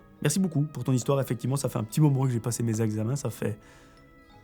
1 année, je crois, un petit peu plus même. Je suis content que tu aies pu aller chez ta copine plutôt que de rester tout seul dans cette maison parce que, voilà, même si la personne a été embarquée par la police, c'est pas le truc le plus rassurant. Il y a un petit truc que je comprends pas trop dans l'histoire, c'est que tu dis que c'est un cambrioleur, donc un cambrioleur, normalement, il vient pour voler quelque chose, mais là, tu dis à la fin qu'il est venu toquer à ta porte pour te dire qu'il voulait te faire peur. Enfin, je sais pas quel type de cambrioleur il s'agit, mais... il est un petit peu bête. Après, ce n'est que mon avis, et en tout cas, je suis content qu'il ne te soit rien arrivé. Merci beaucoup, et moi je vous propose de passer à la 11e histoire. Salut Melvin, j'espère que tu vas bien. Je tenais à te partager mon histoire qui m'est arrivée la veille où je t'écris ce mail. Pour l'histoire, tu peux m'appeler Jessica. Je vais éviter de donner mon vrai prénom au cas où tu veux t'en servir pour tes vidéos, ce qui ne me dérange pas, ceci dit. Il faut savoir que je suis vraiment fan de threads d'horreur, surtout les tiens. Ça m'endort le soir, et ça me permet de reconnaître certaines histoires, et dans mon cas, les gens mal intentionnés ou obsessionnel. J'ai 24 ans et je suis vendeuse en prêt-à-porter dans une petite enseigne au sein d'un grand centre commercial dans le sud de la France. J'adore mon métier, ça me permet de prendre sur moi car on sait que l'être humain est un petit peu spécial. Au niveau de mon équipe, tout le monde est super. L'ambiance y est, à un point où les clients rigolent même avec nous. Un jour, en plein été, vers fin juin, début juillet, un homme âgé de 25 à 30 ans, qu'on va appeler Jules, entre dans la boutique pour acheter des t-shirts assez fins. Je l'oriente donc, et le mec était tellement gentil qu'on a commencé à se tutoyer. Il faut savoir que je suis en couple depuis bientôt 8 ans, donc si je parle à un autre homme, c'est purement amical ou professionnel. Jusque-là, rien d'anormal, tu me diras. Effectivement, jusque-là, tout est normal. Les jours passent, j'étais dans la salle de pause en train de manger, lorsque ma collègue de travail, qu'on va appeler Laura, débarque avec... un air bizarre. Elle me dit « Jessica, il y a quelqu'un pour toi ». Au début, je me dis « Oh, cool, c'est sûrement mon copain ou une amie, peu importe ». Je sors de la salle de pause et je vois Jules qui est tout sourire. Je ne dis rien, je le salue et je précise que je suis en pause et que j'ai pas le temps de bavarder. Et là, il s'en va sans rien dire. Je commençais à le trouver bizarre, mais sans plus. Je me dis que je suis peut-être parano. Les jours passent, plus personne ne le voit. Plus personne ne me dit qu'il est passé en sachant qu'il était passé une semaine d'affilée, mais par chance, c'était toujours quand je n'étais plus là ou en repos. Donc je me suis dit, ok, il a compris que je n'étais pas intéressé, l'histoire est close. Mais fin août, il y a une braderie au centre commercial où je travaille et mon enseigne y participait. Comment te dire que c'était le rush, un monde interminable, des heures supplémentaires en pagaille. Melvin, je te promets, c'était vraiment horrible. Mais bon, c'est le jeu du commerce, alors on serre les dents et on y va. On avait un stand dehors de la boutique et ma collègue et moi surveillons et conseillons du mieux qu'on peut. Jusqu'au moment où je sens une main se poser sur mon épaule, je me tourne et je recule en voyant que c'est ce même Jules. Il commence à me saluer et à me parler en mode normal alors qu'il voyait que j'étais sollicité par les clients et qu'on avait du monde. Et en fait, d'une discussion très banale, c'est passé à des compliments, comment te dire, très gênants. Il a commencé à me dire que je suis belle, je lui ai répondu merci sans forcément sourire parce que j'étais vraiment mal à l'aise. Je ne suis pas marié mais j'ai 2 bagues sur l'annulaire gauche pour justement qu'on m'emmerde pas, mais Jules ne s'arrête pas là. Il continue de me complimenter surtout en me fixant bien évidemment de haut en bas. À ce moment-là, je suis mal à l'aise et ma collègue de travail le remarque, alors elle me sauve. Elle me dit d'échanger nos places, ce qui fait partir ce même Jules. Pendant un long moment, on ne l'a plus revu. Du moins, je ne l'ai plus revu jusqu'à ce jour. C'était un vendredi. J'étais de fermeture à 20h avec une autre collègue qu'on appellera Marie et d'un seul coup, je vois Jules débarquer. Il n'y avait pas de clients, seulement Marie, Jules et moi. Il me salue, je réponds sans forcément trop le calculer. Des clients entrent, alors je m'en occupe. Marie, elle reste avec Jules en l'ignorant complètement car elle ne le sentait pas vraiment. Entre parenthèses, comme quoi l'instinct est très important. Les minutes passent, Jules est encore là et que vois-je? Il discute avec des clients comme s'il travaillait là. Je ne dis rien car j'ai tout simplement peur de sa réaction, Mais je fais comprendre au client que ce n'est pas un employé. Je commençais sérieusement à avoir peur, me demandant sérieusement ce qu'il veut, comment le rembarrer, etc. Les minutes passent, il est alors 19h30, on fermait dans une demi-heure, et Jules était toujours là. Pour m'occuper et espérer qu'il s'en aille, j'ai placé une feuille de prix dans une des vitrines et je suis sorti à l'extérieur de la boutique pour vérifier la symétrie. Oui, je suis perfectionniste, et devine quoi, Jules m'a suivi et a collé son bras au mien. Un énorme frisson de malaise et de peur m'a parcouru le corps entier à ce moment-là. J'étais figé, mais mon corps a réagi avant mon cerveau et je me suis décalé d'un pas et je suis rentré dans la boutique sans rien dire. Marie a remarqué ma peur immense et elle s'est placée entre lui et moi. Vraiment, Marie, c'est la meilleure des collègues à avoir. Jusqu'au moment où il décide de partir, soit 10 minutes avant la fermeture, je ferme tranquillement, sauf que je me sens pas bien. Mon instinct me dit: cours à ta voiture sans te retourner. Je décide donc de suivre cet instinct et aussitôt la boutique fermée, je cours hors du centre jusqu'à ma voiture et je m'y enferme. Sauf que, en sortant du parking, je remarque qu'il y a une voiture derrière moi et moi je continue ma route sans me douter un seul instant que cette voiture me suivait. Je roule normalement jusqu'au dernier rond-point avant de tourner dans la direction de ma commune. Mon instinct me dit clairement de faire le tour du rond-point par précaution, alors je le fais. Sauf que cette voiture, elle le fait également. Je fais un deuxième tour, elle fait un deuxième tour. Ma panique grandit, mais je garde mon calme. J'ai assez regardé de threads d'horreur pour comprendre que la panique nous fait faire des conneries. Alors je prends une direction autre pour faire demi-tour à un autre rond-point, et par chance, un camion s'engage dans le rond-point quand j'y suis. Forcément, je ralentis, et quand je reprends la même route, la voiture est dans l'autre sens. Je n'ai pas eu le courage de tourner la tête pour vérifier si c'était Jules qui était au volant, ou simplement s'il s'agissait d'une pure coïncidence. Mais mon instinct m'a juste dit, accélère et sème-le. Je t'avoue que si la police passait par là, j'aurais plus de permis parce que je roulais vraiment vite. Mais j'ai fini par réussir à le semer et j'ai tourné 2 fois pour être certaine avant d'accéder à ma résidence. Aujourd'hui, je ne sais toujours pas si c'était Jules ou simplement une coïncidence, mais je n'ai jamais eu aussi peur de quelqu'un. Et bizarrement, depuis ce jour-là, Jules n'est plus jamais revenu. Voilà, c'était mon histoire, un petit peu dérangeante. Encore une fois, je ne sais pas si c'était lui, mais je ne vois aucune autre possibilité. Il fallait que je t'en parle, parce que c'est super grave ce genre de situation. Faites attention dans la vie de tous les jours, ne soyez pas trop amical avec n'importe qui. Les fous sont de partout malheureusement. Merci Melvin, continue ce que tu fais, tu es génial. Merci beaucoup, à toi de m'avoir fait confiance et de m'avoir raconté ton histoire. J'ai un peu la même théorie que toi, c'est-à-dire que c'était ce fameux Jules qui était dans la voiture. Au moins, tu as pu rentrer en toute sécurité à la maison, j'espère que tu as continué ton travail, parce que ce genre de cas, moi je sais qu'on vit une telle situation dans un endroit, on n'a pas forcément envie d'y retourner. Et là, malheureusement, ça s'est passé sur ton lieu de travail. Donc, je sais pas si tu travailles encore à cet endroit, mais voilà. J'espère que ça ne t'a pas non plus dégoûté du métier et qu'aujourd'hui, tu es la personne la plus heureuse au monde. Voilà, on passe à l'avant-dernière histoire déjà. Bonjour Melvin, déjà, je voulais te féliciter pour tes vidéos sur YouTube.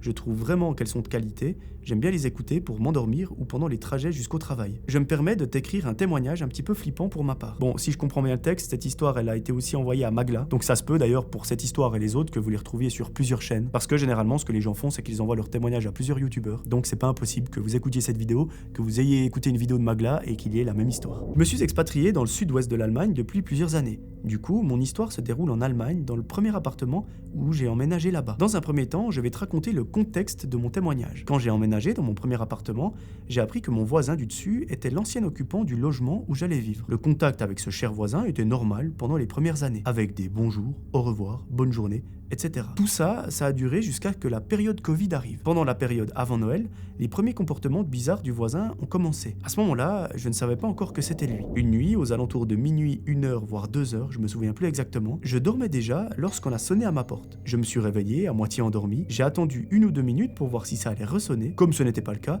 je me suis rendormi immédiatement en pensant que c'était simplement des jeunes bourrés qui sonnaient pour le fun, sans mauvaises intentions. Après cet événement, il s'est passé environ 1 mois, pendant lequel je suis rentré en France pour les fêtes. Au bout de fin janvier 2021, un dimanche matin, vers 9h30, ma sonnette a retenti. J'ai ouvert la porte et je me suis retrouvé face à mon cher voisin du dessus. Il se tenait droit dans l'escalier et il m'a parlé très rapidement, d'un ton agacé, mais je n'ai pas compris ce qu'il me reprochait exactement. Sans attendre sa réponse, il est parti et il a regagné son étage. Une quinzaine de minutes plus tard, je pars à la boulangerie.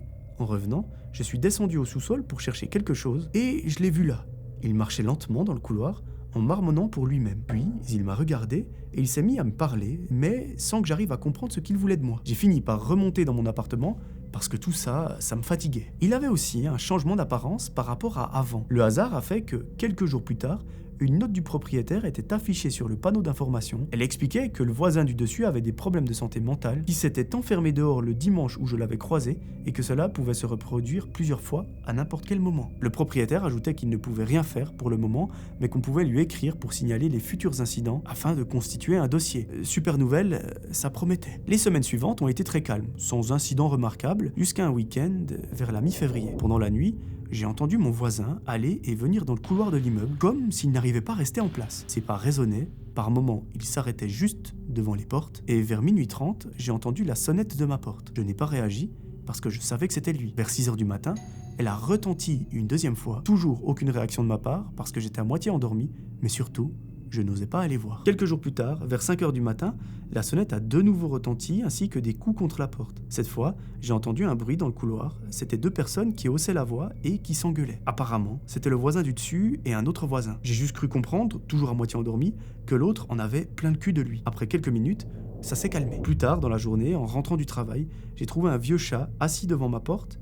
Il ne bougeait pas et il me fixait simplement. Bizarrement, mon fameux voisin est descendu à ce moment-là, et il semblait parfaitement calme. Il a expliqué que c'était son vieux chat, que l'animal se croyait à la bonne porte puisque mon appartement était son ancien logement. Il a repris son chat et il est remonté chez lui. Le lendemain matin, vers 6h15, en partant au travail, j'ai ouvert la porte et mon voisin est sorti de chez lui dans le couloir au même moment, un peu comme s'il m'attendait. Il m'a salué poliment, puis a continué à murmurer je ne sais quoi. Honnêtement, j'ai trouvé ça assez perturbant. Après ces journées intenses où plusieurs choses se sont enchaînées, ça s'est calmé un petit peu. Quelques semaines plus tard, j'ai su, toujours via le panneau d'information du propriétaire, il était parti plusieurs semaines dans un hôpital psychiatrique. Par la suite, il était épaulé par ses parents pour le quotidien et suivi par un tuteur pour sa maladie. Depuis ce jour, il n'y a plus eu d'incident. Puis, 1 an environ après ces événements, il a déménagé, certainement dans une structure spécialisée ou chez ses parents. Honnêtement, ça a quand même été une période flippante, de découvrir que son voisin perd la tête juste au-dessus de chez soi, ça fait bizarre. Heureusement, il n'y a pas eu d'incident majeur, simplement de mauvais souvenirs. J'espère que c'est assez intéressant pour tes vidéos et bonne continuation pour ton travail.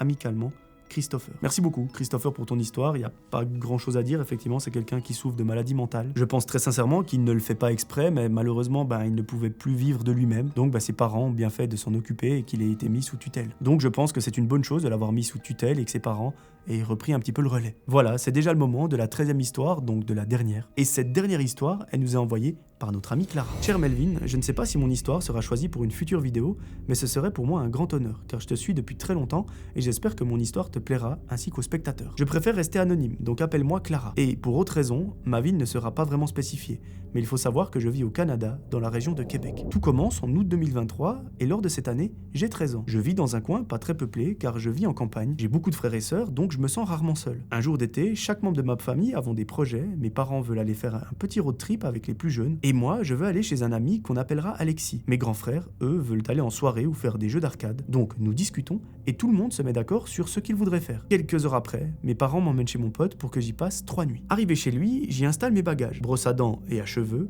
crème, vêtements, etc. Un autre de nos potes, qu'on va nommer Arthur, était supposé nous rejoindre. Donc, durant ce temps-là, on joue un petit peu à la console, histoire de patienter. Il faut savoir que les parents d'Alexis sont bien payés dans leur travail, donc ils ont une maison assez luxueuse, et il faut savoir que Alexis adore se déguiser. Contrairement aux autres, il avait un tas de déguisements dans le placard, tous plus réalistes les uns que les autres, certains étaient de grande taille, d'autres plus petits, enfin bref, il y avait un choix énorme. 1 heure après mon arrivée, Arthur fait son apparition. Il devait être 19h, donc on se met à table pour le repas. La mère d'Alexis nous avait préparé des lasagnes et tout était excellent. On finit par remonter dans la chambre qui se trouve au 2e étage et vers 21h, on a commencé gentiment à se mettre au lit. Comme vous le savez, entre amis, souvent le soir, ça blablate un petit peu. On parle donc pendant environ 2 heures. Vers 23h, on finit par s'endormir. On s'endort tous, à l'exception d'une personne, dont moi, puisque je suis insomniaque. En ayant de la difficulté à dormir, je décide donc d'observer les déguisements qui se trouvent dans le placard. Certains sont des momies, d'autres des poupées, d'autres des clowns, et soudainement, j'entends des pas qui remontent l'escalier. Par peur qu'on me voie fouiller dans les affaires d'Alexis, je referme vite le placard et fais semblant de dormir. Le lendemain, en me réveillant, je vois qu'Alexis et Arthur sont déjà descendus. Il doit être environ 9h du matin, je me lève et je vois un papier qui était sur mon oreiller. Je le prends, je l'ouvre et je me fiche complètement sur place parce que sur le papier, il est écrit « Tu n'aurais pas dû toucher à ça hier soir ». Je mets aussitôt le papier à la poubelle, je descends les marches pour rejoindre mes amis qui m'attendent à table, je fais semblant de rien et je commence à manger. Lorsque le repas est terminé, Arthur me propose d'aller jouer dehors et d'explorer la forêt qui se trouve juste derrière la maison d'Alexis. Évidemment, on dit oui avec grand plaisir car Alexis connaît cette forêt pratiquement par cœur. Il devait être 11h à cet instant, donc une fois sorti à l'extérieur, on explore. Le lieu est calme, il est relaxant et même très beau. Mais j'ai une impression bizarre, c'est qu'Alexis a l'air préoccupé par quelque chose. C'est un peu comme s'il cherchait du regard quelqu'un dont il essayait de se méfier ou un truc du style. Mais sur le moment, je n'y prête pas plus attention que ça. À 14h, on rentre à la maison histoire de manger un petit quelque chose et faire un petit récapitulatif de ce qu'on a découvert dans cet endroit. Effectivement, pas grand chose de grandiose, mais assez pour qu'on soit fiers de nos découvertes. Bon là le problème c'est qu'on sait pas exactement ce que vous avez découvert. Après le repas du soir, aux alentours de 20h-21h, le père d'Alexis nous propose un jeu.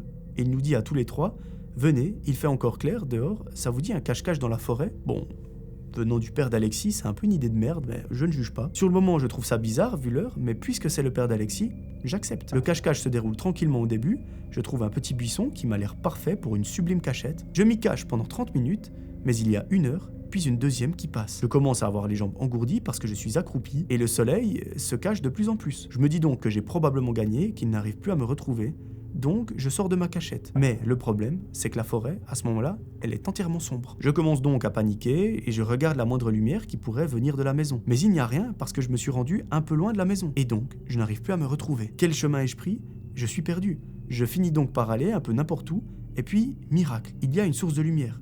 Ma panique diminue, mais je vois que ce n'était qu'un lampadaire. Donc je n'étais pas chez Alexis, mais de l'autre côté de la forêt. Et avant même d'avoir eu le temps de réfléchir à comment je vais rentrer, j'ai entendu un craquement derrière moi, comme si quelqu'un me suivait. Je me retourne brusquement, et là, mon sang se glace, parce qu'il y a une grande personne d'environ 1m90, soit la même taille que le père d'Alexis, qui se tenait devant moi, hache à la main, dans un déguisement de clown terrifiant, et pas n'importe lequel. Ce déguisement, il était présent dans le placard d'Alexis lorsque j'ai fouillé. Je pars en courant à bout de souffle, et heureusement, lorsque je me retourne, je vois que l'homme n'y est plus. Mais je me retrouve au milieu de nulle part, et je ne sais pas comment rentrer. À un moment, deuxième miracle, une femme s'approche de moi en me voyant complètement perdu et elle me demande ce que je faisais à 23h toute seule dans la rue. Je lui explique absolument tout et là les larmes commencent à couler et je me suis presque écroulé par terre. La femme m'a mené jusqu'à chez elle et elle m'a aidé à me calmer. Puis, une fois que j'étais calmé, elle m'a emmené dans sa voiture et je lui ai indiqué où se trouvait ma maison. Tant pis pour mes affaires, je veux juste être en sécurité. Arrivé chez moi, je remercie la femme 1000 fois. Mes frères me retrouvent gelé dehors alors que je devais être chez mon pote. Ils m'emmènent à l'intérieur et je leur raconte tout avec le moindre détail. Choqués, ils appellent mes parents qui ont pris la route immédiatement pour rentrer à la maison. Ils sont arrivés aux alentours d'1h du matin. Ils m'ont pris en charge et ils m'ont mis au lit. Le lendemain matin, mon père a voulu retrouver cette famille, mais quand il a ouvert son téléphone, tous les réseaux, tous les numéros de téléphone et toutes les autres choses liées à cette famille avaient disparu ou étaient bloqués. Donc mon père s'est rendu sur place et tout était vide. Il n'y avait plus personne. Je n'ai donc jamais eu de nouvelles de cette famille, ni même Arthur, puisque moi ou ma famille n'avions plus aucun contact avec la famille de lui, parce que c'était un ami proche d'Alexis. S'en est-il sorti? A-t-il lui aussi à avoir affaire à ce genre de choses? Je ne le saurai probablement jamais. Mais ce que je sais, c'est que depuis ce jour, j'ai la coulrophobie, visiblement c'est la peur des clowns, alors j'ai jamais entendu ce nom. J'ai également une peur des poupées, ainsi qu'une insomnie encore plus développée, ce qui m'est extrêmement difficile au quotidien. J'en suis à moitié remis, mais je vais quand même mieux, et j'ai réussi à ne plus trop y penser chaque jour. Merci de m'avoir lu, et merci d'avoir partagé mon histoire. J'espère que ça t'a plu, et prenez soin de vous, mes très chers amis. PS, ton contenu est incroyable, puisque je fais de l'insomnie, j'écoute une tonne de tes vidéos thread le soir, et c'est super. Merci encore pour ce magnifique contenu, et j'espère que les tournages ne sont pas trop durs, ça ne doit pas être simple tous les jours, ce genre de choses. Merci beaucoup pour cette dernière histoire, j'espère que je l'ai bien racontée. Elle est quand même assez particulière, je ne sais pas exactement ce qui s'est passé, c'est quand même bizarre que le lendemain, enfin dès le lendemain, il n'y ait plus rien dans la maison, parce que une maison, ça ne se vide pas comme ça en quelques heures. Donc malheureusement, je n'ai pas beaucoup d'explications. Je vois dans le retour caméra que je suis étalé dans mon canapé. C'est parfait. Et merci aussi pour tes gentils mots à la fin. Je t'avoue que les tournages, c'est très simple par rapport à d'autres jobs bien plus compliqués. Je peux sincèrement pas me plaindre. Vous avez vu, je suis dans un canapé en train de vous raconter une histoire. J'ai des gens qui vont regarder la vidéo, donc voilà, je fais à peu près le meilleur métier du monde. Et sincèrement, je vous remercie beaucoup d'avoir participé à cet épisode, de m'avoir envoyé vos histoires. Je vous le rappelle, si vous êtes intéressé à ce que je raconte la vôtre, n'hésitez pas à écrire un mail à l'adresse qui s'affiche juste ici, c'est melvinvideos@gmail.com. Vous la retrouverez également dans la description de l'épisode. Et quand vous m'écrivez, n'hésitez pas à ajouter pas mal de détails, histoire que la personne puisse se plonger dedans. Et voilà, je vous remercie d'avance. Moi, je vous propose de vous retrouver très vite pour un nouvel épisode. D'ici là, j'aimerais que vous preniez soin de vous. Abonnez-vous à cette chaîne, à mon Instagram également. Et moi, je vous retrouve très vite. C'était Melvin, ciao tout le monde.